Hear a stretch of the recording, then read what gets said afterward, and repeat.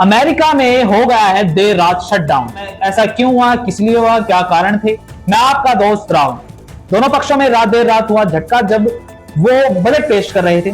Budget क्या था? सबसे पहली बात यह है कि रिपब्लिकन पार्टी ने डेमोक्रेटिक पार्टी की एक बिल को खारिज कर दिया जो कि था हेल्थ केयर और घरेलू खर्चे का बिल। तो उसके बदले में डेमोक्रेटिक पार्टी ने रिपब्लिकन पार्टी का फंडिंग प्लान बिल खारिज कर दिया। यह झगड़ा इतना बढ़ा कि देर रात को, अमेरिकी टाइम के देर रात को, अमेरिकी सरकार को रद्द करना पड़ा। तो ये पहली बार नहीं है कि अमेरिका में शटडाउन लगा है, ये असल में तीसरी बार। पहली बार में कब लगा?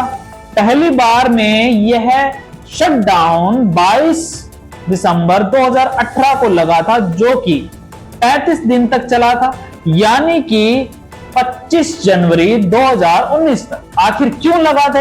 जो अमेरिकन मैक्सिकन सीमा है उसकी दीवार को लेकर डोनाल्ड ट्रंप ने $5.7 बिलियन की मांग की थी, जिसे डेमोक्रेटिक पार्टी ने रद्द कर दिया था। दूसरी बार 14 फरवरी को यह शटडाउन दोबारा लगा। यह उस टाइम पे 3 दिन के लिए चला। उस टाइम कारण क्या था? उस टाइम कारण था डोनाल्ड ट्रंप और जो कांग्रेस पार्टी है उसने एक आपातकाल घोषित कर दिया था, लेकिन एक समझौते के बाद उसे रद्द कर दिया और अमेरिकी सरकार ऐसे ही चलती रही। इस शटडाउन से किसे क्या फर्क पड़ेगा?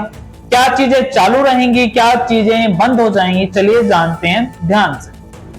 FBI, सेना, वेटनरी हॉस्पिटल वगैरह खुले रहेंगे, लेकिन मेडिकल स्वास्थ्य सेवाओं में भी कुछ हद तक कमी की जाएगी और छुट्टियां हो सकती हैं। लेकिन जो शिक्षा विभाग है, म्यूजियम विभाग है और चिड़ियाघर है, ऐसे सभी विभागों का तो पूर्णतः बंद कर दिया गया है, या फिर उनके 90% वर्करों को छुट्टी दे दी गई। अब डोनाल्ड ट्रंप ने क्या कहा?